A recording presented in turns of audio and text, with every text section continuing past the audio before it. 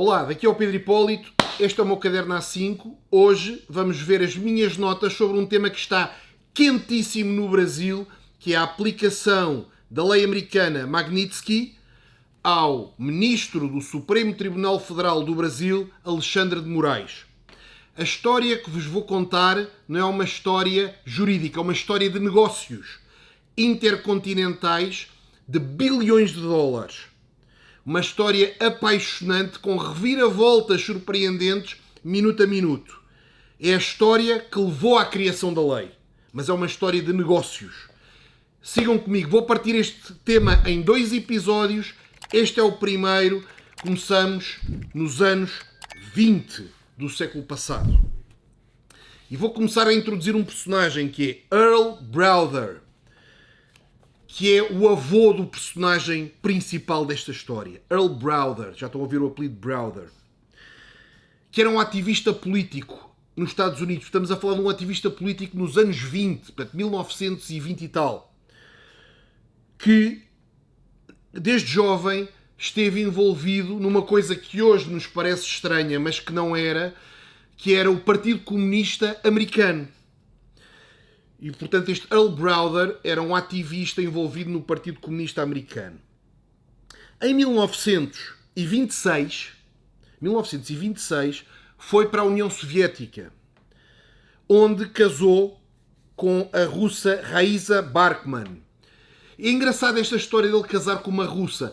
Isto existe muito, por exemplo, nos países africanos. O antigo presidente José Eduardo dos Santos, de Angola, foi casado com uma russa. A filha Isabel dos Santos é filha de um angolano e de uma russa. Eu julgo que isto era política, talvez, dos serviços secretos russos, de alguma forma, ou do Estado russo, casar pessoas proeminentes ou de elevado potencial, jovens de elevado potencial, com russas, para entrarem na esfera da União Soviética.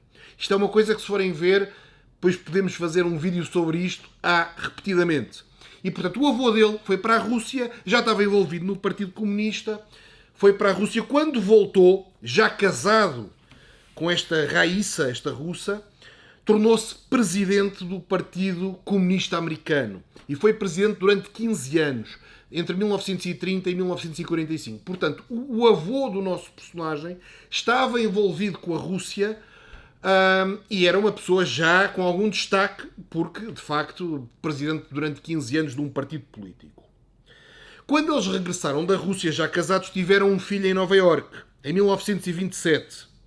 Um filho, Félix Browder, que é o pai do personagem principal desta história. Já falei do avô, agora estou a falar do pai, que se tornou num matemático proeminente.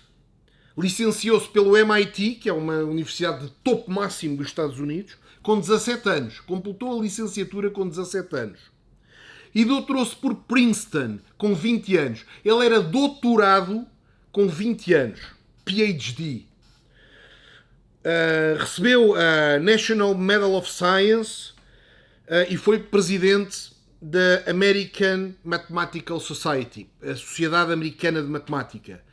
E, portanto, era um académico brilhante e um aluno absolutamente extraordinário. Quer dizer, quem é que acaba a licenciatura com 17 anos e tem um doutoramento, que é o nível acima de mestrado, não é? Licenciatura, mestrado, doutoramento. Com 20 anos estava doutorado. Esta família, como tinha um background comunista, foi impactada pelo senador Joseph McCarthy. Não sei se conhecem, mas este senador americano desenvolveu ações de perseguição aos comunistas. E durante um conjunto de anos nos Estados Unidos, nesta altura, os comunistas não conseguiam empregos, eram rejeitados, eram travados.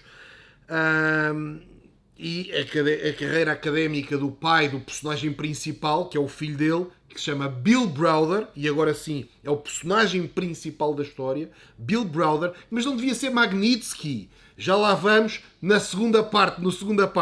Agora vamos nos focar Bill Browder, americano, neto do tal líder do Partido Comunista que foi para a União Soviética. E agora já estamos a ver ligações intercontinentais, Estados Unidos-Rússia. Está a começar a ganhar o envolvimento intercontinental. até agora na política, mas vamos ver que isto já rapidamente vai ganhar contornos de negócios gigantescos. Este Bill Browder, não digo traumatizado, mas ninguém gosta de ver ser o pai a ser perseguido por senadores por ser filho de um comunista. Ele era neto, o pai dele era filho de um comunista e eram perseguidos. E então ele, revoltado, decidiu que ia ser a primeira pessoa da família que se ia dedicar ao capitalismo. E que, portanto, não ia nem para partidos comunistas, nem nada a ver com o Estado, nem para a academia, como o pai dele, ia se dedicar aos negócios. E foi estudar precisamente negócios, não é? Gestão de empresas. Ele conseguiu entrar numa das melhores universidades dos Estados Unidos, onde se licenciou e obteve o MBA, a Universidade de Stanford. É uma universidade de topo máximo dos Estados Unidos neste campo da gestão. Em 1989, portanto, para percebermos em que época é que estamos, ele estava a acabar o MBA, 1989. E ele achava que tinha algo de distintivo nele, que era a ligação do avô à Europa de Leste e à Rússia. E então achava que aquilo que ele podia fazer era voltar a fazer esta ligação com o leste europeu, mas não pela política, mas pelos negócios. E então começou, como primeira aproximação, a ver se conseguia um emprego na Europa. E conseguiu. Foi contratado pela consultora de estratégia Bain & Company, em Londres. As consultoras de topo, se calhar há 3 níveis. Número 1 é a McKinsey, que é nível máximo, onde eu trabalhei durante 4 anos. Logo abaixo, BCG, Boston Consulting Group, BCG. E depois abaixo desta, talvez a Bain & Company seja um terceiro nível. E isto é o topo da consultoria estratégica. Portanto, ele conseguiu entrar no escritório de Londres da Bain & Company. Portanto, já tinha mudado dos Estados Unidos para a Europa. Nesta altura, o Muro de Berlim caiu. Caiu em 1989, que foi precisamente o ano em que ele concluiu o MBA. Então estamos a ver que o interesse dele pela Europa de Leste, o interesse dele por negócios e a conjuntura macroeconómica e de negócios internacionais está tudo a alinhar. Caiu o Muro de Berlim. Ele neste momento estava em Londres.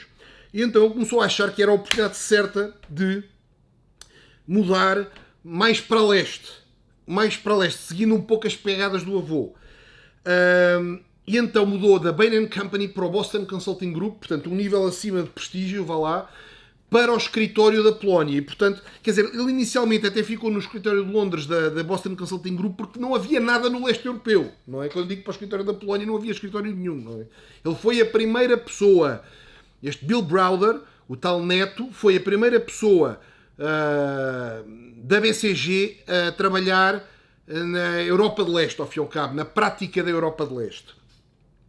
E eles tentavam arranjar projetos na Europa de Leste porque achavam que o Muro de Berlim vai tudo mudar, temos que conseguir entrar.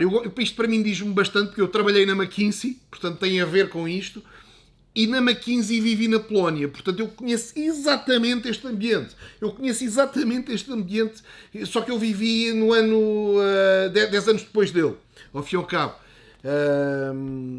E também ele teve a queda do Muro de Berlim e eu tive o 11 de setembro a bater nas Torres Gêmeas enquanto lá estava. Há aqui ligações, mas o que interessa não é a minha história. É continuarmos a perceber porque é que a Lei Magnitsky foi criada.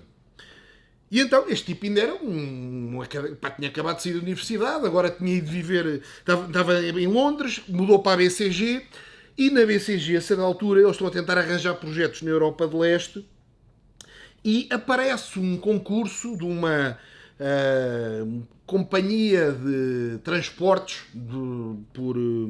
por caminhão em 1990 e eles mandam uma proposta e são escolhidos. Eles são escolhidos para ir fazer consultoria para esta companhia de transportes da Polónia e ele aí muda de Londres para a Polónia para fazer esse projeto. Claro que não sabia nada da Europa de Leste, a equipa toda não sabia, tudo mal preparado, mas ganharam o concurso e foram fazer. Enquanto ele está a fazer este projeto, percebe que há uma dinâmica que está a acontecer, é que toda a economia de leste, que era estatizada, porque era um regime comunista soviético, ia ser privatizado. E ele começa a dar atenção a notícias de jornais e a ver o que se passa enquanto ia fazendo outro projeto para a companhia de transportes, de estratégia. E começa a ver no jornal, epá, mas o que é isto? Estão aqui a dizer que uma empresa vai ser privatizada. A empresa dá lucros anuais de 160 milhões de dólares. Mas vai ser privatizada por 80 milhões. Portanto, o preço a que eles iam vender a empresa era equivalente a 6 meses de lucros. O gajo diz, isto é inacreditável. A empresa está a ser oferecida quase gratuitamente. Se que em vez de venderem por 500, 600, 700 milhões, estavam a vender por 80 milhões. Tipo, um décimo do valor. Então ele investiu as suas poupanças pessoais nessa privatização e multiplicou por 10 o investimento. Ele, a partir daí, começou a dizer, mas o único erro que fiz foi que só tinha as minhas poupanças pessoais. Eu tenho que conseguir arranjar forma de captar investimento para isto, porque há oportunidades por todo lado, em todos os países da ex-União Soviética. E ninguém está a prestar atenção, porque ninguém queria saber. Aquilo eram países decadentes do leste, ninguém queria saber. Mas ele, como estava lá, começou a ver que havia oportunidades. E com um mísero investimento pessoal, de quem não tinha muitas poupanças, multiplicou por 10. E então voltou para o Boston Consulting Group e disseram-lhe, porquê é que não escreves um artigo? Porquê é que não escreves um artigo a explicar a tua experiência? Publica-se o artigo, vamos ver quem é que aparece. Então começou a escrever um artigo e a investigar para escrever um artigo. E viu que na última década, até esse momento, só houve 20 transações relevantes com investidores internacionais a comprar ativos, empresas relevantes na Europa de Leste. Portanto, aquilo estava completamente fechado. Numa década, só 20 transações tinham ocorrido. Quem é que fez 3 das 20? Robert Maxwell. Vai ligar com o vídeo. Quem não viu, vai ver o vídeo do Robert Maxwell 2 vídeos atrás. Não. A Matrix já está a começar a puxar cada vez mais. A Matrix. Como é que isto vai parar no Alexandre de Moraes? Calma. Tem que continuar a ver. Isto tem twists brasileiros até já aqui muito em breve. Não é só daqui a uma hora. Vai haver twists brasileiros nestes negócios internacionais. Bom, Robert Maxwell. E ele diz, mas espera, 120. Ele vivia em Londres. Ele era um consultor de Londres, da Boston Consulting Group. O Maxwell também é de Londres. Portanto, ele disse, melhor maneira. Uma coisa engraçada deste Bill Browder é que ele ia falar com as pessoas. Vamos ver isto mais à frente noutros aspectos. Ele ia falar com as pessoas para tentar perceber. Eu vou ligar para lá e vou perguntar ao Maxwell porque é que ele investia antes de qualquer outra pessoa em empresas da Europa de Leste. E ligou para lá e, claro que não foi o Maxwell que o recebeu, mas receberam. Outra pessoa do grupo recebeu, começou a perguntar porque é que ele queria fazer perguntas sobre os investimentos do Maxwell, a perceberem quem é este gajo que agora de repente aparece com perguntas esotéricas sobre investimentos na Europa de Leste. Você é do Boston Consulting Group, ok, da BCG, mas porquê é que quer saber? Não, porque estou a escrever um artigo, mas porquê é que está a escrever um artigo? Não, porque fiz investimentos pessoais, ganhei dinheiro e vejo que há muitas oportunidades. Eles aí disseram assim, então você volta cá mesmo para falar com o próprio Maxwell. Porquê? Porque nós vamos lançar um fundo para investir na Europa de Leste. E você já está no Boston Consulting Group, já viveu na Polónia, já fez investimentos pessoais e acredita, por isso é que está a estudar, se calhar é melhor sair do Boston Consulting Group e vir trabalhar para o Maxwell. E ele foi lá falar com o Maxwell e foi mesmo contratado. E, portanto, ele foi o fundador, a primeira pessoa que lançou o Maxwell Central and Eastern European Partnership Investment Fund. Portanto, um fundo de investimentos do Robert Maxwell para investir na Europa Central e de Leste. Vejam a coincidência. 2 vídeos atrás, quem não viu tem que ir ver os últimos 2 vídeos para perceber quem é que foi o Robert Maxwell. É uma história brutal, mas esta ainda é mais brutal. Isto já está a aquecer de uma maneira... Bom... Então o que aconteceu? Começaram-lhe a chegar propostas de investimentos de todos os países anteriores da Europa de Leste. E ele é que decidia onde é que o Maxwell investia. E portanto era o tipo canalizável. Tem histórias giríssimas, depois que se contam, de o Maxwell aterrar de helicópteros, papéis todos a voarem por todo lado dentro do escritório, as pessoas quase baterem palmas quando ele se ia embora, porque era o dia inteiro aos gritos com toda a gente dentro do escritório e era tipo, chegava a ver um furacão completo. Mas este tipo ia-se instalando e tudo o que eram propostas que vinham do leste para o Maxwell investir, antes de irem para o Maxwell, eram escolhidas por ele. E, portanto, entravam 100, ele se calhar escolhia 2 e mandava para o Maxwell para investir. E, portanto, começou a ter muito acesso à informação que lhe chegava a um mais alto nível, que era o nível estratosférico em que o Maxwell se mexia, não é? O que acontece? Vão ver o outro vídeo, o Maxwell morreu, não é? O Maxwell escorregou do iate e morreu afogado. Quando isso aconteceu, as empresas do Maxwell, sem ele, começaram a abanar por todo lado e o tipo não ia ficar ali porque já não havia mais ninguém para investir. Então ele saiu e foi procurar quem é que podia ter ali. Ele não queria sair de Londres, não é? Ele queria manter-se, quem é que quer ligações com os Estados Unidos e com a Inglaterra, mas tipo subsidiárias de empresas americanas como o Boston Consulting Group, em Londres. E então foi contratado pelo Salomon Brothers, que era um banco americano, mas que tinha dependências também em Londres, e foi contratado para a área de M&A, Mergers and Acquisitions, que pá, não era bem, pá, a parte de banco de investimento não era bem o que ele queria fazer, porque ao fim e ao cabo o que este Bill Browder queria fazer era investir mesmo ele próprio, não era andar a fazer documentos para os outros investirem. E o que o investment banking tem é prepara os investimentos para os outros, não é? Pronto, portanto ele andou aí no Salomon Brothers, tinha alguma dificuldade em atrair clientes, porque ele andava muito focado em clientes de leste, pá, que não queriam pagar e que... Portanto, eles lá no Salomon Brothers ele tinha que gerar 5 vezes o seu salário em fees mínimo, senão era despedido automaticamente. E ele, pá, durante meses não conseguia vender nada. A certa altura aparece umas notícias de que uma empresa russa ia ser privatizada, ele manda para lá uma proposta e eles respondem, ligam a dizer, olha, recebemos a sua proposta, que ninguém devia mandar propostas, não é?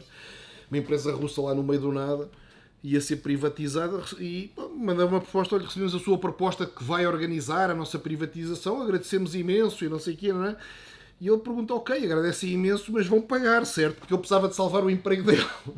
E os outros dizem, não, vou pagar, está tudo orçamentado. E lá ainda bem, mas agora, qual é que é o orçamento? O orçamento são 50 mil dólares. Claro que 50 mil dólares na cabeça dos russos era imenso dinheiro, para o Salomon Brothers é tipo beber um café, não é? Aquilo nem mexe um ponteiro. E portanto, tipo, mas pronto, como não tenho mais nada, vou fechar esta venda. Vou fechar esta venda que não vai resolver problema nenhum, vou ser despedido na mesma, porque vender 50 mil dólares ali é como não vender nada, porque um projeto tem que custar milhões de dólares, não é um projeto de 50 mil dólares.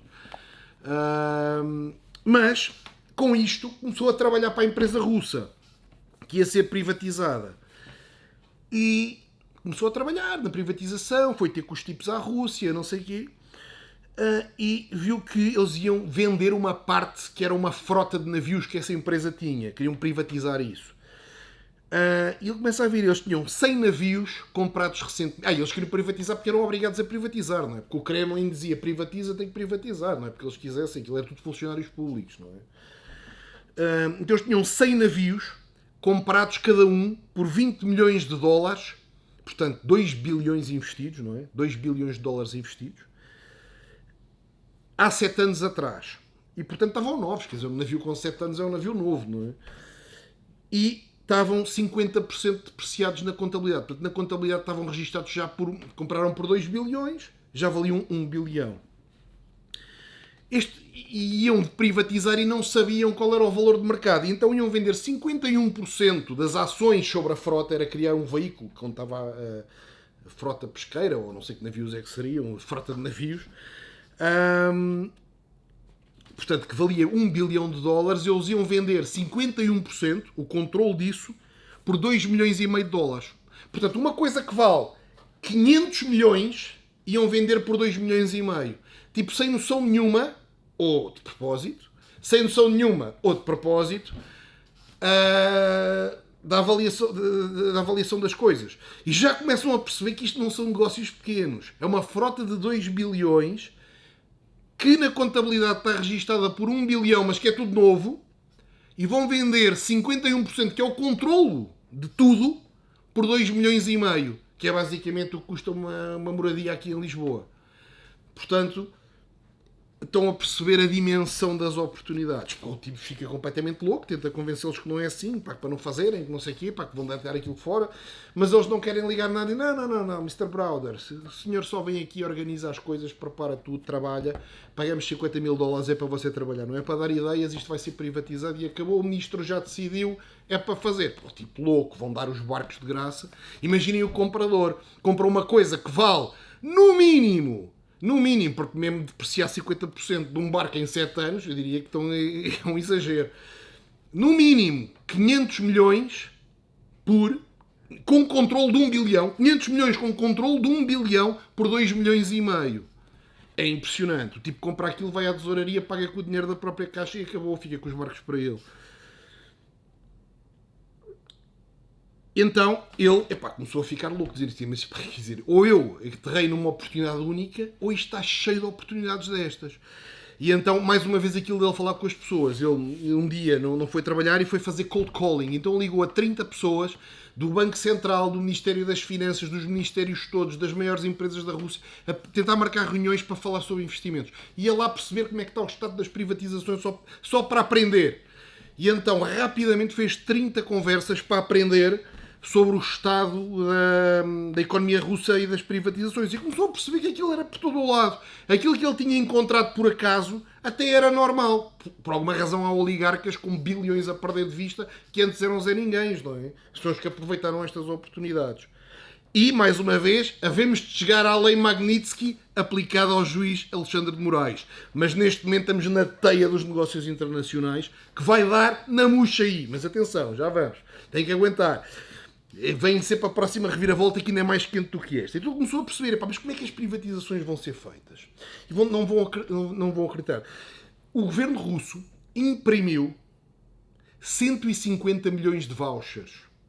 Uns talões, como se fossem aqueles talões do supermercado. 150 milhões de vouchers. E mandou um voucher para cada russo. Esses vouchers, essas senhas, era o que podia ser utilizado para comprar ações das empresas públicas. O que quer dizer que naquelas aldeias pela Rússia fora, com pessoas praticamente analfabetas do campo, todas estavam a receber estes vouchers. Então o que é que se começou... E estes vouchers davam para ser trocados por 30%, um total de 150 milhões de vouchers, por 30% da economia russa. Ele depois descobriu que já havia uma espécie de bolsa informal de vouchers, porque as pessoas começaram a se organizar para ir comprar vouchers umas às outras. Como é que funcionava? Nas aldeias, havia os chicos perto da aldeia que trocava bens por um voucher. E o normal era entregar um bem que vale $7. Uma garrafa de vodka, um bocado de carne de porco, qualquer coisa. Porque a pessoa não tem noção. Está na aldeia, de repente pensa, camarada, não sei o quê, quero-me dar esse papel, dá-me o papel ou uma garrafa de vodka. Toma lá, todos contentes, não sei o quê. E trocavam bens por bens, que é para o preço não ficar registado. A partir daí aquele voucher está fora da pessoa, portanto já está dentro do circuito do esquema, não é? Portanto já ninguém pode dizer pagaram-me abaixo, fui roubado. Não, recebeste uma garrafa de vodka, deste-me um papel. O papel não tem nome, não é? O papel desapareceu. Pronto. Depois essas pessoas tinham que livrar-se dos vouchers rápidos. E então vendiam a outros, que eram agregadores, que compravam por $12. Portanto, como eu pago $12 por esse voucher, já sabemos que os bens que eles entreguem têm que ser 7, que é para ganharem 5 em cada um. Então na aldeia havia o miserável entregar garrafinhas e bocados de pernas de frango e não sei o que, a trocar por vouchers. E havia outro que já pagava $12. Depois esse juntava blocos de 1000. E quando tinha 1000 conseguia vender os 1000 por $18. Ou seja, cada 1000 eram $18.000. E vendia aquilo já a um agregador maior. E esse, quando tinha 25.000, conseguia ir a uma sala que havia em Moscovo, com caixas com 25.000, e vendia 25.000 a $20 cada um. Ou seja, cada caixa dessa já valia $500.000. Percebem como é que estes tipos ganhavam dinheiro de forma louca? Uma caixinha qualquer com papéis lá dentro já valia $500.000, que um miserável qualquer trocou por garrafas, por pernas de frango, por bifes de porco, por qualquer coisa. Pronto. Havia uma sala em Moscou onde esses tipos se encontravam com estas caixas, cada uma a $500.000. Então reparem, eles vendiam $20. O preço mais alto pago era $20 por voucher. Havia 150 milhões de vouchers que permitiam comprar 30% da economia soviética russa.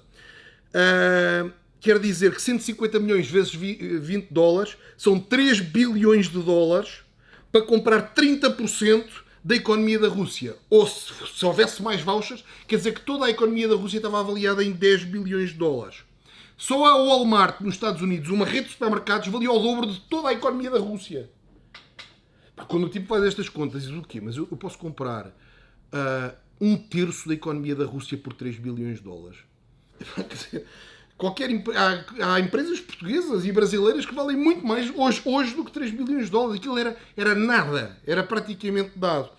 E então ele começa a dizer lá na Salomon Brothers: epá, temos uma oportunidade gigantesca. E então a gente dizia: pá, não, tens é que vender projetos, pá, está calado, acaba com as tuas ideias. E ninguém queria ouvir. E o tipo desesperado, porque ele não conseguia, ele não tinha milhões para ir a jogo, não é? Isto é um trabalhador normal. E começa a dizer: pá, mas vocês não estão a ver, pá, que é uma oportunidade gigantesca. E ninguém ligava nenhuma, mandavam de calar. Chegar o chefe do compliance, portanto, da segurança interna, e ter a falar com ele e dizer: pá, você não pode estar a propor negócios, você tem que trabalhar para os clientes, fazer projetos, não sei o quê, vender projetos, não pode andar aqui a propor negócios, porque isso é da área de trading e o área de trading nem sequer trabalha com títulos russos, portanto você... Chegaram na segurança a obrigá-lo a sair de uma determinada área do banco, do Salomon Brothers, porque podia estar a violar regras e tudo mais. Um belo dia toca-lhe o telefone, já estava ele em desespero completo, porque para já não tinha vendido projetos quase nenhum, tinha vendido 50 mil dólares, que ia ser despedido, não é? E ninguém acreditava nele e era tipo o palhaço de serviço. Até que toca o telefone, ele atende e é uma voz americana do outro lado, que diz: Mr. Browder, this is Bobby Ludwig. Bobby Ludwig, sou um colega seu da Salomon Brothers nos Estados Unidos. Pá, eu ouvi dizer que você tem feito muito barulho com oportunidades na Rússia, não sei o quê, pá, chegou-me aqui aos ouvidos e sei que aí em Londres ninguém lhe liga nenhuma, pá, mas eu fiquei curioso, venha cá falar comigo. E ele apanhou um avião e foi falar, acho que a Chicago ou Nova York, não sei, com este Bobby Ludwig, que era um dos administradores da Salomon Brothers nos Estados Unidos. E o outro disse: pá, sente-se, não sei o quê. Ele contou-lhe a história, o outro ouviu calado. Passado um bocado levantou-se, sai da sala disparado e volta uma hora e tal depois, com ele já: pá, pronto, pá, fiz a geneira, agora é que vou ser mesmo despedido. E ele voltou e disse: não, olha, fui falar com o CEO do Salomon Brothers e eu tenho uma autorização para lhe dar 25 milhões de dólares para nós avançarmos. Pois não queria acreditar o quê? Vão-me dar 25 milhões de dólares, exatamente, você vai ficar o responsável para já de fazer tudo o que está a fazer. Ele dizia: mas eu sinto-me aonde? Epá, não sei qual é a sua sala, qual é a sua secretária, qual é nada, você é que resolva isso. Mas agora a sua função provavelmente nem é estar aqui, é estar na Rússia, porque você vai gastar 25 milhões de dólares a comprar vouchers. E então, ele vai para Moscovo, eles transferem 1 milhão de dólares de Nova Iorque para um banco em Moscovo, que eles conseguiram, através de uns processos quaisquer, transferir 1 milhão de dólares. Ele levantou 1 milhão de dólares em notas. Imaginem o que é terem 1 milhão de dólares nos dias de hoje, mas nós estamos a falar de 1990 e tal. 1 milhão de dólares em notas, em 90 e pouco, 1990, ou coisa assim, 1990, exatamente. 1 milhão de dólares em notas, ir à sala onde se compravam vouchers, epá, com gangsters, com não sei o quê, e comprar 2 lotes daqueles, 2 caixas daquelas que eu falei dos 25 mil vouchers. E voltar para o hotel e meter aquilo no quarto do hotel, os vouchers. Depois o americano: então, correu bem? Correu, vou-te mandar mais. Até que gastaram 25 milhões de dólares da Salomon Brothers a comprar pedaços de papel. E, portanto, tinham 25 milhões de dólares em vouchers, que até agora não valiam nada, não é? Com isto, ninguém sabia que eles eram. Reparem que os vouchers eram nominais e todas estas trocas de vouchers eram feitas no mercado negro, no mercado informal. Reparem, é preciso coragem física. Também eu gostava de dizer isto. Para os negócios é preciso um bocado de coragem física, porque podiam chegar lá, darem 2 tiros, tiravam-lhe o dinheiro, acabou. É preciso uma certa capacidade de encarar o risco e de fazer coisas difíceis, sem mimimis, sem andar a chorar, sem dizer que é difícil, sem andar complicado. É preciso ser rijo.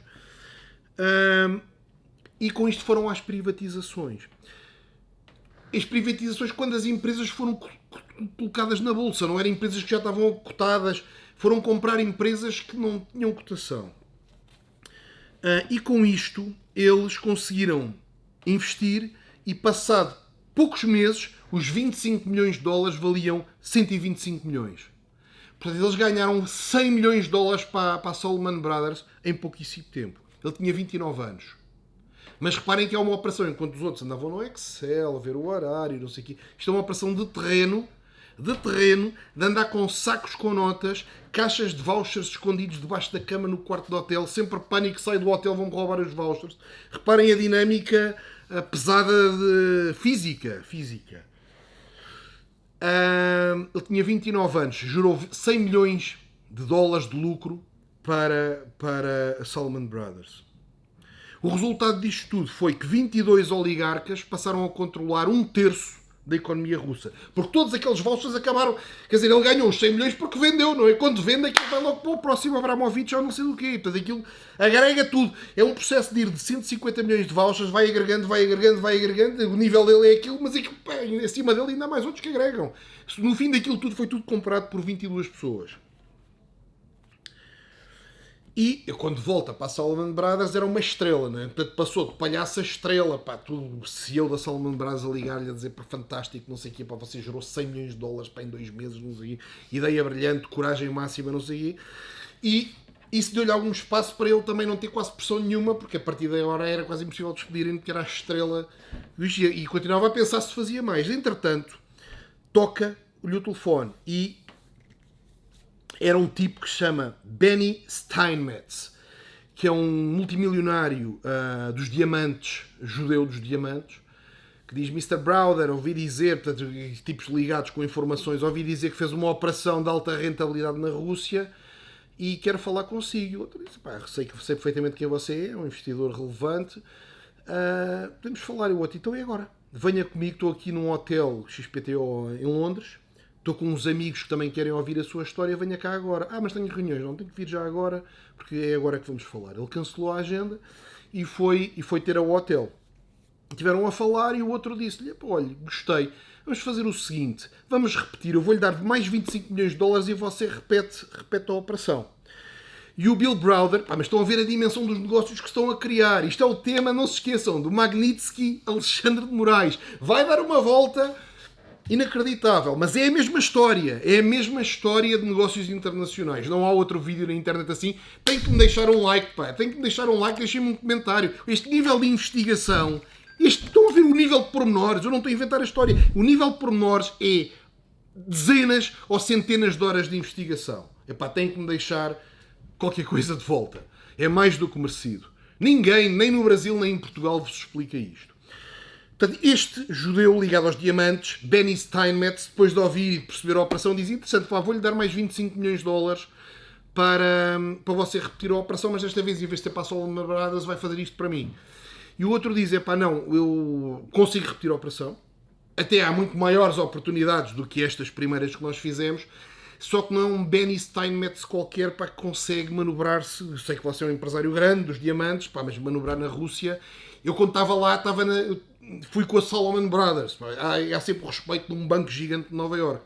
Portanto, nós quisermos repetir esta operação, o nível de status tem que ser equivalente ao Salomon Brothers. Temos que ter aqui um peso, investidores institucionais com um peso, porque senão aí é que ninguém me respeita e destroem-nos, não é? E o outro diz: percebo, aceito isso, não fico ofendido por me estar a chamar peixe pequeno, porque é normal na escala dos negócios. E tudo bem, então vou fazer um telefonema, deixe estar aí e já volto.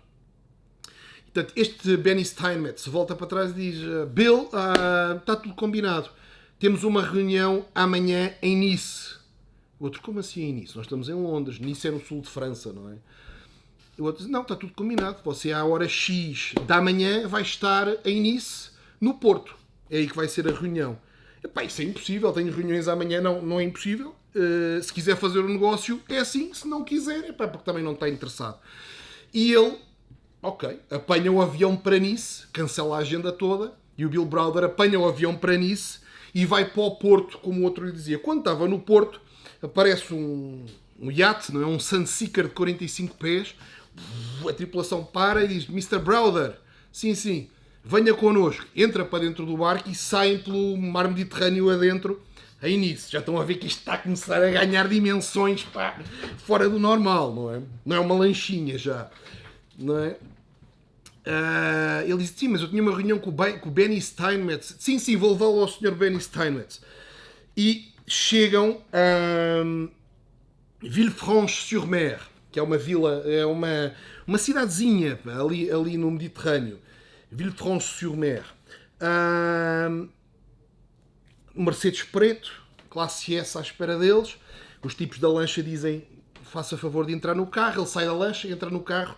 Aquilo anda um pouco mais por ali pelas estradinhas da Riviera e chegam à casa mais cara do mundo, que é a Leopolda. La Leopolda. Ver aqui as minhas notas, a ver se não me estou aqui a esquecer de nada, pá, que isto tem tantos detalhes. Certo. La Leopolda, a casa mais cara da Riviera, a casa mais cara do mundo mesmo. La Leopolda. E montes de seguranças, forças especiais israelitas a protegerem a casa.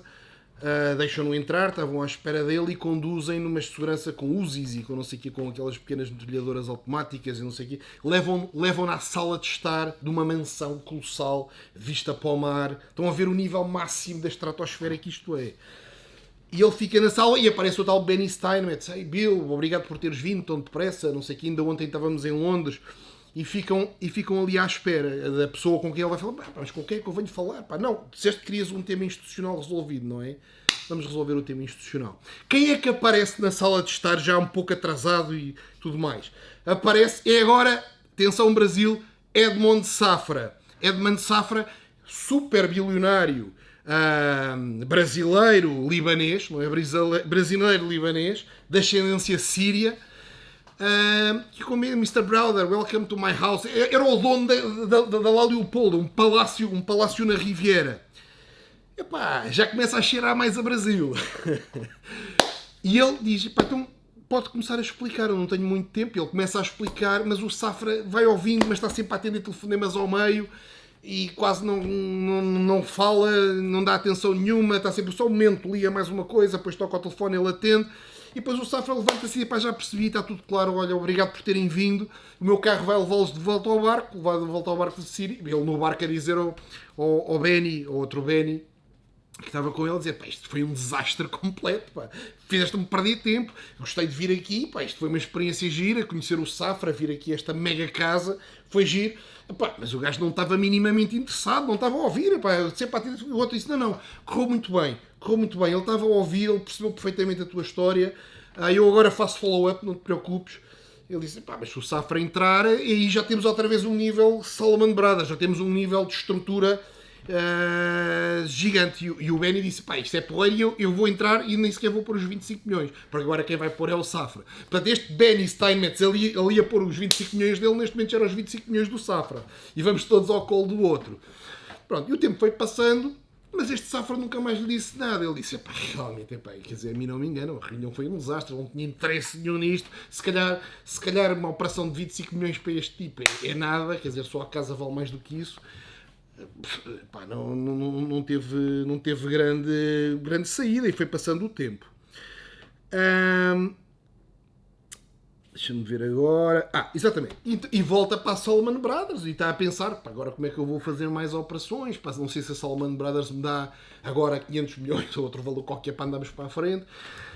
E recebe um contacto de um tipo americano de Los Angeles, Beverly Hills, que é o Ron Burke. E este Ron Burke diz-lhe: ouça, chegaram aos ouvidos que você fez negócios importantes na Rússia, que geraram para a Salomon Brothers. Portanto, a notícia estava-se a começar a espalhar. No mundo dos milionários. Que chegaram para a Salomon Brothers 100 milhões de lucro, com investimento de 25 que geraram 100 milhões de lucro. E eu tenho interesse em ouvir e em repetir isso, talvez. E, portanto, venha ter comigo a Beverly Hills. A minha casa é Green Acres. A morada é isto, é o nome da casa. Portanto, a casa já estão a ver. Quando a morada é o nome da casa, também um casarão dos maiores do mundo.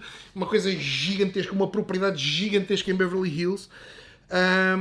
E é muito bem recebido, ao contrário do Safra. Ele diz: pá, este sim, super simpático, pá, ouviu aquilo tudo, concordava com tudo. E disse-lhe: pá, vamos fazer o seguinte, eu vou investir, gostei tanto, eu vou investir 25 milhões e dou-lhe 50% do fundo. Você vai fazer isto, mas não é trabalhar para mim, você é sócio e fica com 50% do fundo. O outro diz: o quê? Portanto, isto é um tipo que era funcionário de um banco, não é? Quer dizer, um funcionário já com status, já com bónus altíssimos e boa remuneração, mas o outro está-lhe a dizer: eu vou-lhe dar 25 milhões para você investir, o gajo de Beverly Hills, e dou-lhe 50% das ações do fundo. Diz aqui, mas então isto quer dizer que eu fico com 12,5 para mim. Portanto, fico... porque um dos problemas que ele tinha é que ele sabia que ele nunca ia conseguir arrancar nada disto, por exemplo, se fosse com investimentos de 500 mil euros ou com $1 milhão ou 2 milhões de dólares, porque não tem dimensão suficiente. Ele precisava sempre de alguém. E por isso é que ele estava dependente do Safra, deste Ron, destes outros tipos, para lhe darem o dinheiro. Ficou super contente, para que ainda por cima iam dar 50% do fundo. Quando lhe chega, volta para Londres, está a trabalhar lá na Salomon Brothers, quando lhe chega ao contrato, não era exatamente o que eles tinham falado, porque o outro tinha-lhe dito que ia dar 25 milhões, mas depois no contrato estava escrito Best Efforts to Raise. Estava escrito, vou fazer os melhores esforços para angariar 25 milhões. E ele liga ao outro e diz, epá, mas como assim Best Efforts to Raise? Você não vai investir 25 milhões? E o outro responde, epá, mas o que lhe interessa se o dinheiro é meu ou se eu vou angariar o dinheiro de outras pessoas? Você vai receber 25 milhões. Não, mas como diz Best Efforts, não é certo, está a dizer que vai fazer o melhor esforço. E se não conseguir, pá, só se por alguma razão não conseguir, pá, você fica com 50% de zero, que é zero, pronto, acabou. E ele disse, pá, é aquele roller coaster, pensava que estava a correr bem, mas afinal já não está. Qual é que foi o resultado disto? É que estes Safras, como são ligados, percebeu que o outro estava a entrar. E ele tinha um contrato que ele não queria, porque era um contrato altamente inseguro, que dava liberdade ao outro para escapar. Que era muito melhor, quer dizer, se fosse cumprido era muito melhor do que a conversa com o Safra, porque dava-lhe 50%. Só que não era fechado, não era um contrato fechado, tinha esta hipótese do vou fazer o melhor esforço. Como vou fazer o melhor esforço, quer dizer que se não conseguir, não consegui. O Safra, entretanto, percebeu e foi ter com ele e disse, não, epá, você não vai fazer como a ninguém, você vai fazer isto comigo. Vamos criar uma coisa que é o Hermitage Capital Management. Eu vou dar os mesmos 25 milhões, vou-lhe dar os mesmos 50% e para ficar à frente do outro, portanto o Safra provavelmente não sabia que o outro tinha um contrato com folgas, não é? Vou-lhe dar seed capital, que é tipo capital adicional para abrir o escritório, contratar as primeiras pessoas, vou-lhe dar seed capital, vou usar os meus contactos para abrir mais oportunidades e atrair mais investidores. E começamos já. E ele disse, epá, olha, apareceu-me aqui uma oportunidade, às vezes como na vida, uma coisa lateral, não era completamente, desbloqueou o que ele queria. Ele já pensava que o Safra tinha desistido. E pronto, e começaram. Mas entretanto, o presidente da Rússia era o Boris Yeltsin. E vinham eleições. E não era muito claro se o Yeltsin ia ganhar. E este Safra, embora tenha assinado o contrato, começou um bocado a arrastar os pés. Portanto, ele quando dizia, pá, transfere lá os 25 milhões, ele não transferia, mandava-lhe 100 mil aqui, 100 mil acolá. Mas para quê? Não, pá, tu neste momento não vais investir. Portanto, não vale a pena o dinheiro estar aí parado. Fica comigo, mas toma lá 100 mil e abre o escritório. Depois, passado um mês ou dois, epá, já não tenho dinheiro. Toma lá mais 100 mil a dizer, epá, saí da Salomon Brothers, um banco super bom, não estava bem. E vim para este tipo, isto afinal é uma tourada, porque ele não mandou dinheiro. Tudo o que ele manda eu gasto num instante, porque imaginem abrir escritórios, contratar investidores, não sei, contratar analistas, coisas caras, gasta 100 mil dólares num instante. E começou a ver a vida a andar para trás. O Boris Yeltsin tinha um concorrente que era um bocado anti-economia, queria voltar à economia centralizada soviética, e isso assustava um bocado este Safra, que dizia, pá, não posso ter investimentos num sítio que depois vai ser tudo nacionalizado. Mas, entretanto,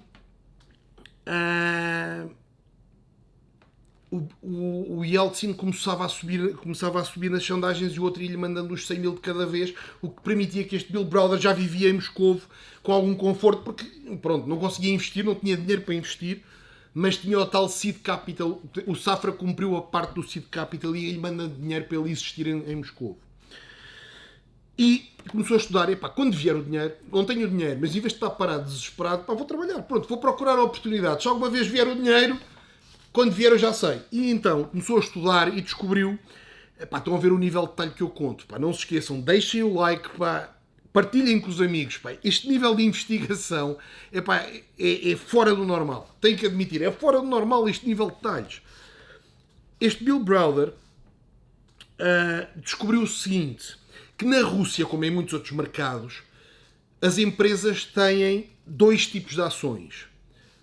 Ordinary shares e preferential shares. A diferença das preferential shares é que não têm direitos de voto e podem ter mais prioridade na distribuição de dividendos, por exemplo. Mas, portanto, para negativos não têm direitos de voto, não se pode votar. O que quer dizer, como não querem votar, os oligarcas não querem essas ações, porque eles querem controlar a empresa para depois roubar a empresa, não é? E, portanto, ações que não votam não tinham interesse dentro dos oligarcas russos e não havia ninguém internacional a investir, porque ninguém queria saber daquelas empresas russas. E então ele começou a ver, epá, mas espera lá, tinha ações que as preferential, que sem direito de voto, custavam 50 cêntimos e as ordinary, portanto as ordinárias, custavam $7. Pá, mas como assim? Não estou a perceber. 14 vezes menos. A única diferença é que não votam. Pá, mas ninguém internacional, no seu perfeito juízo, vai votar contra um oligarca. Só se quiser logo levar um tiro a seguir. Portanto, ele nem nunca queria querer votar.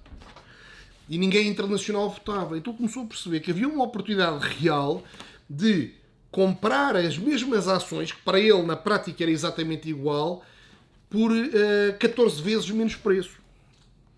Um desconto gigantesco.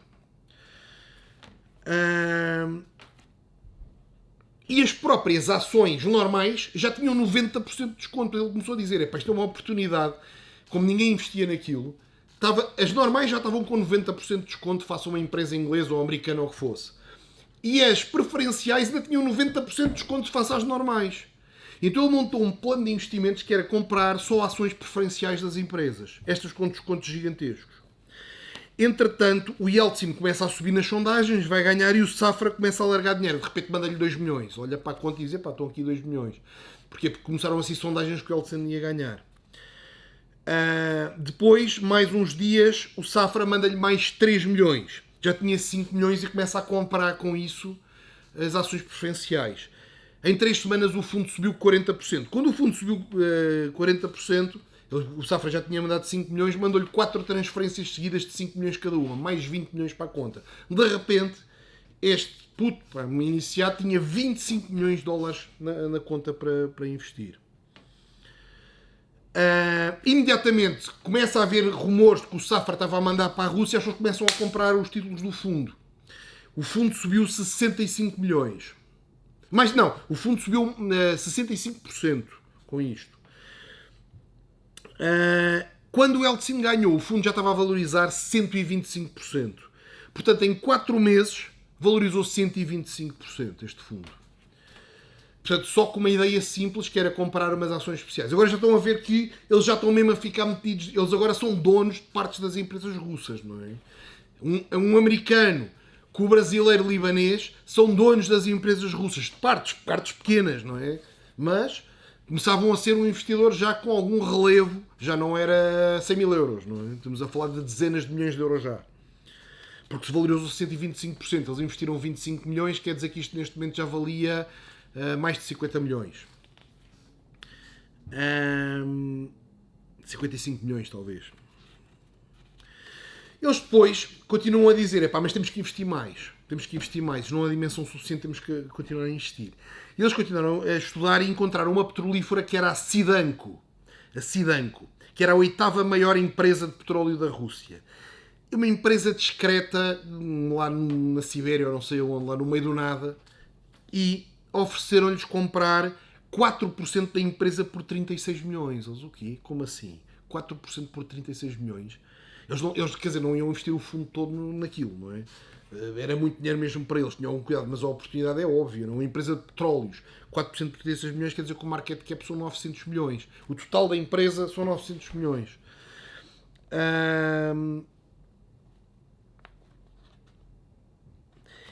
Esta Sidanko era, por exemplo, semelhante à Lukoil, que era mais ou menos semelhante à BP. Mas a cotação da Sidanko era 10% da Lukoil, que era 10% da BP. Quer dizer que a Sidanko tinha 99% de desconto face à BP. E os tipos começam a ficar interessadíssimos. Eles não vão aos 4% porque era muito dinheiro, mas o fundo comprou 1,2% por 11 milhões. E o Safra comprou por fora do fundo, porque lembrem-se que o fundo era 50% do Bill Browder já. Portanto, o Safra já lhe interessava que investimentos extra não fossem pelo fundo, fossem por fora, que é para fazer tudo dele. Comprou com o dinheiro dele próprio, mais 1,2%, pelo mesmo valor, por 11 milhões. Eles investiram mais 22 milhões, 11 milhões pelo fundo, 11 milhões pelo Safra. Em 1997, quer dizer, um ano depois, a BP comprou 10% desta Cidanco, a BP British Petroleum, empresa de Inglaterra, 10% desta Cidanco por 7 vezes o preço que eles pagaram. Portanto, estão a ver, aquilo que ele dizia do desconto era aceito nos mercados internacionais. E, portanto, só nesta operação, num ano, o fundo ganhou 66 milhões de dólares e o Safra ganhou 66 milhões de dólares sozinho. Portanto, no total, ganharam 66 vezes 2, portanto, 132 milhões de dólares, num ano. E começaram a ficar estrelas internacionais com dimensão. Ele próprio, o outro já era, o Safra já era nível máximo, não é? Mas ele próprio começou a ser reconhecido internacionalmente. Mas, um belo dia, recebem, caso ouvir-nos notícias, que esta tal Cidanco, e lembrem-se que isto vai dar tudo ao Magnitsky Act Alexandre de Moraes. Tudo isto pode parecer incrível, mas tudo isto vai dar nisso. Esta Cidanco aprovou uma operação de emitir 3 vezes mais ações do que as que já tinha. Portanto, multiplicar as ações por 4. E vender estas ações novas a um preço residual simbólico. Mas aprovaram isto de uma forma super rápida, sem pré-avisos e com montes de burocracia que impedia que o tal Hermitage Fund e o Safra conseguissem cumprir. O que quer dizer que estas novas ações foram todas compradas pela BP mais os oligarcas. E então a parte deles era diluída, não é? Porque de repente eles tinham o tal 1%, passava a valer 0,25%, porque as novas ações eram todas para os outros. Então roubava-lhes o investimento deles. Eles começaram a protestar, não sei o que, ninguém ligava nada. Mas não há tempo, não, mas tem que preencher estas análises, estes números, estes critérios, tem que ter, para poder comprar as novas ações, tem que ter ativos no valor tipo colossal. Mas eu não tenho. Então se não tem, não compra as regras. Ou seja, criaram um sistema em que havia regras em que para a BP, tranquilo, para os oligarcas, que já eram donos de 30% da economia russa, também não havia problema nenhum, com montes de advogados, analistas e não sei o que, para preencher aquilo tudo e para cumprirem os rácios de capital gigantescos, mas eles não conseguiam. E, portanto, a posição deles era cortada a dividir por 4. Ele foi falar com um dos maiores investidores da Cidanco e dizer, ouça, mas você acha isto bem, acha isto normal? E o outro disse, acho normal. Mas eu estou a ser roubado. Exatamente, você está a ser roubado. Mas como assim? Mas você admite isso? Sim.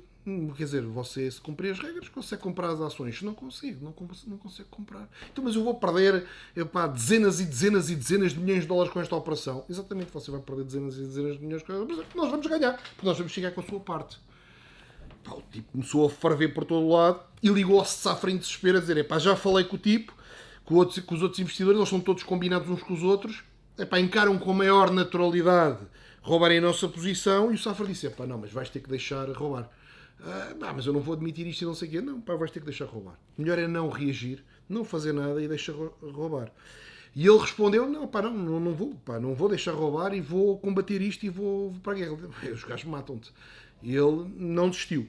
No dia seguinte, quando chega ao escritório, tinha 12 agentes ex-Mossad dentro do escritório dele, equipadíssimos, a dizer, somos uma equipa especial do Sr. Safra, os seus 4 carros já foram trocados por carros blindados, estas 12 pessoas vão andar sempre consigo e já estão mais 3 em sua casa, somos uma equipa de 15. Portanto, reparem que, overnight, durante a noite, o Safra montou-lhe uma equipa de segurança na Rússia, com tipos de Israel. E ele passou a andar completamente numa bolha, como se fosse um chefe de Estado protegido,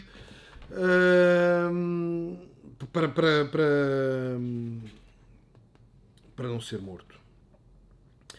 E então ele decidiu, se eu agora prometi ao Safra que ia combater e ele mandou a equipa de segurança, vou mesmo combater. Porque de certa forma isto também cria um certo dever de, prometeste que ias combater, mandei-te até uma equipa de segurança sem me pedires, agora quero ver o que é que fazes. Então o que ele começou a fazer? Fez uma lista de todos os investidores internacionais da Rússia e ligou a todos a explicar o que lhe tinha acontecido. Os que eram insensíveis, ele já sabia que não valia a pena.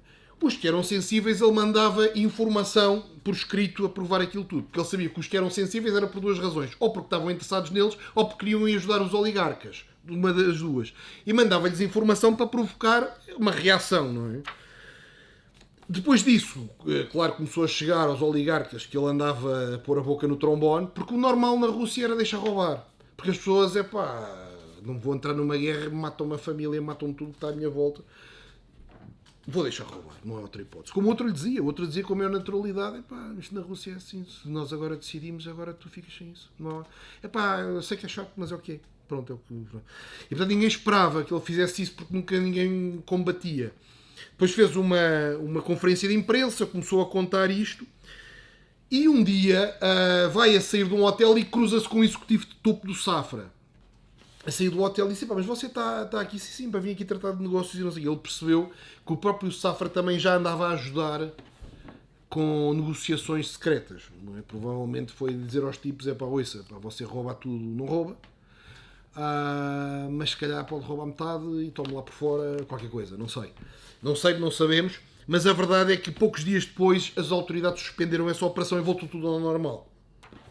Portanto, entre o expor publicamente e as negociações que o Safra conseguiu conduzir por trás, com pagamentos ou não, ou com alguma alavanca que ele teve para travar, aquilo acabou. Portanto, em 1997, o Hermitage Fund, como recuperou a sua posição, não é? Depois de ter sido roubado, voltou a ter, foi considerado o Best Performing Fund in the World, o fundo de investimento com maior performance do planeta Terra. Só nesse ano valorizou 234% e no total desde a operação, que tinha menos do que 3 anos, 1718%. 1718%. Neste momento tinha ele 33 anos, tinham transformado 25 milhões de dólares de investimento inicial em 1 bilhão. Ele com 50% do fundo. Portanto, estão a ver o nível de dinheiro que eles estavam a conseguir gerar. Transformaram 25 milhões de dólares em 1 bilhão de dólares a Assets Under Management. E o Safra começou-lhe a dizer, agora ganhamos esta guerra, agora tens mesmo que fechar isto. Agora vais ter que sair da Rússia, vamos fechar o fundo, estamos a dar muito nas vistas, estamos a ganhar muito dinheiro, temos que fechar.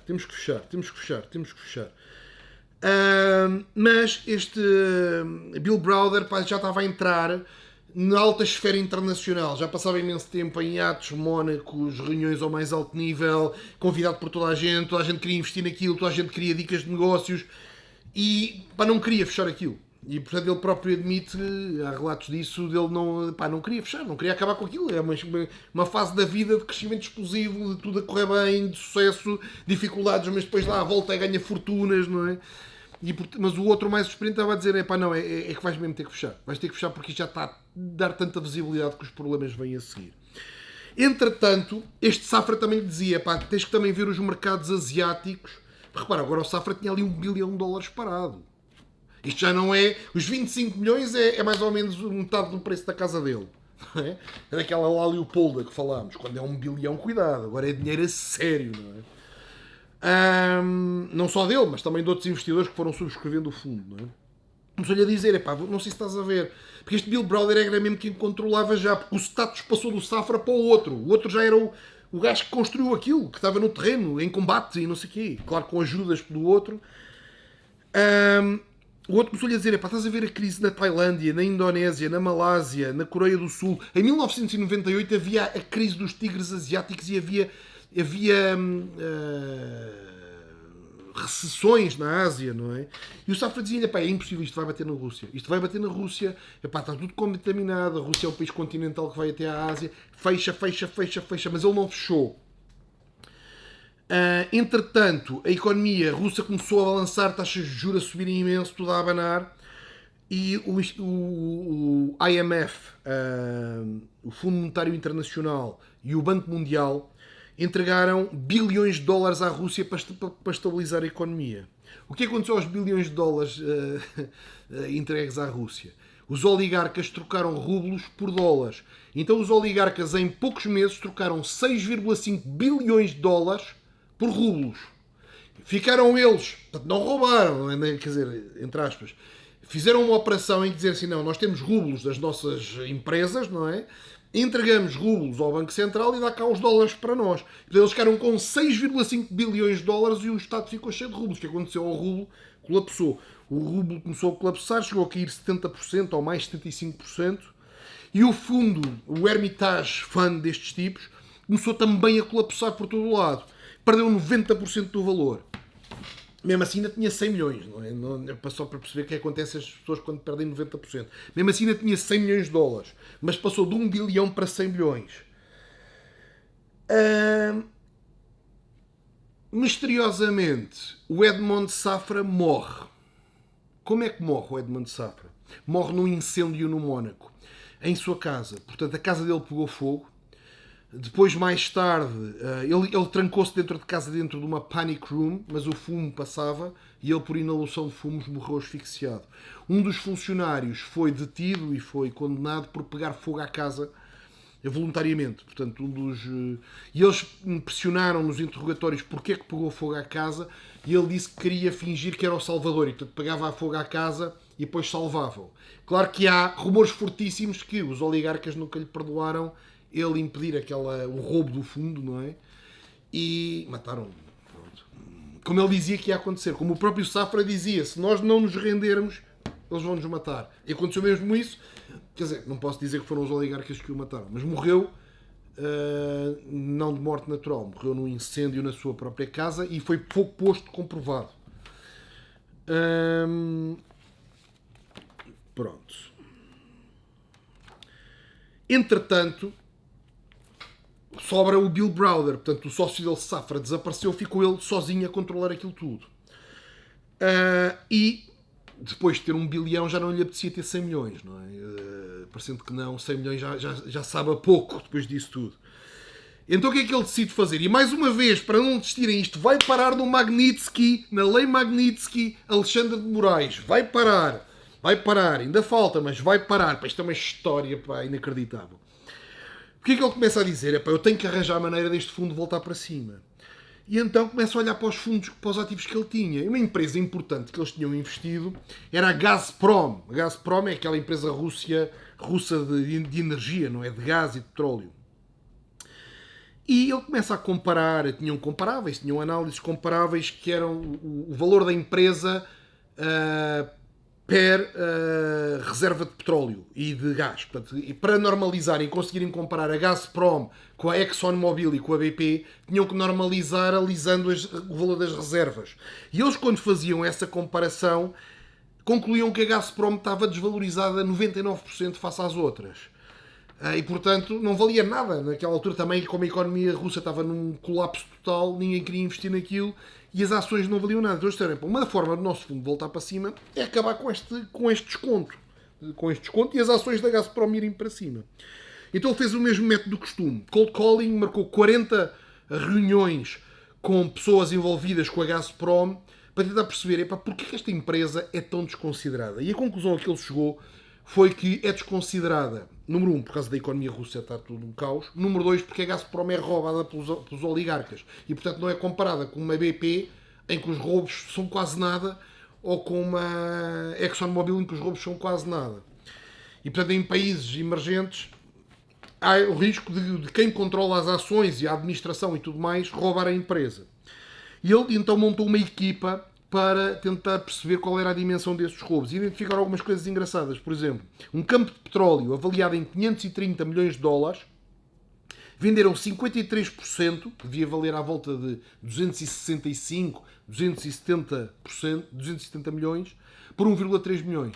Então, eles venderam metade desse campo, que valia 530, o campo valia 530, venderam metade por 1,3 milhões, por menos do que custa um bom apartamento em Moscou. Não é? Então começaram a perceber, depois foram ver, e a outra metade venderam mais 5%, que valia 26 milhões, por 87 mil, por menos do que custa um Mercedes. Depois venderam mais 18% desse campo de petróleo, 18% de um campo de petróleo, por 158 mil dólares. Valia 95 milhões a avaliação que estava na contabilidade. Portanto, veem que faziam transações para os amigos, oferecendo o património da Gazprom. Então o que é que eles decidiram fazer? Ele percebeu, estão a roubar muito, mas é muito em absoluto, mas é pouco em percentagem da empresa. Eles perceberam que tipo 90% está intacto. Mesmo com roubos desta magnitude, tipo 530 milhões, isso não é nada numa Gazprom. 500 milhões não é nada numa Gazprom. Portanto, alguém está a ganhar centenas de milhões, mas para a Gazprom não os afeta muito, por isso é que é fácil de roubar. Então eles criaram artigos de jornal. A estratégia deles foi: vamos denunciar isto, porque se denunciarmos os roubos param, e vamos aumentar ao mesmo tempo a nossa participação para 20% da Gazprom. Progressivamente, à medida que tivessem dinheiro, iam comprando mais. E, quer dizer, também para criar um efeito de bolha, vamos anunciar que vamos comprar de 20%. Não é? Porque isso chama a atenção. O quê? Mas o fundo Hermitage vai comprar 20% da Gazprom. Vem logo os outros também querem, não é? E então, anunciaram a dizer: epá, descobrimos isto tudo, isto vai acabar, e para ajudar a acabar vamos subir a nossa participação para 20%, com compras progressivas, e vamos acabar, vamos mudar a gestão e vamos acabar com os roubos. Com isto, as ações dispararam 130% num dia. Portanto, estão a haver jogadas de alto risco, porque eles ao denunciarem estão a atacar os oligarcas, não é? Eles estão a atacar os que roubam, não é? Com risco. Eu volto a dizer, ninguém ganha este volume de dinheiro, de bilhões de dólares sem correr riscos gigantescos. E é riscos físicos, de o cortarem com um maçarico, de o queimarem vivo, de o porem numa picadora de carne. É deitarem-lhe ácido em cima, queimarem-lhe os fivos vivos. As ações num dia dispararam 130%. Nos próximos 2 anos, duplicaram outra vez. Portanto, subiram 260% em 2 anos. Com esta operação que eles fizeram com as ações da Gazprom. Em 2005 já tinha subido mais de 7.000% desde 1998. Lembra-se, mas como é que é possível subir 7.000%? Não, viram que eles calcularam que estava 99% descontado. Eles eliminaram o bloqueio do desconto. Em 2006, a Hermitage, que tinha sido constituída com 25 milhões de dólares, valia 4,5 bilhões. Este puto, filho do comunista, que foi trabalhar para consultoras, que foi encontrar o brasileiro Safra, que foi começando de pequenino, de 25 milhões, já tinha ao fundo com 4,5 bilhões. Portanto, um valor colossal gigante que eles acumularam na Rússia, e a segunda parte, que vai ligar diretamente na lei Magnitsky, que está a impactar o Alexandre de Moraes, vem já a seguir. Preciso de respirar fundo, porque a segunda parte ainda é mais vibrante do que esta. Deixem-me o vosso comentário, deixem-me dúvidas sobre esta operação para eu responder mais à frente. Se quiserem detalhes específicos sobre a lei Magnitsky, posso fazer um vídeo sobre isto. Participem, comentem. Este nível de investigação não tem paralelo. E a segunda parte ainda é mais quente do que esta. Um abraço, até breve.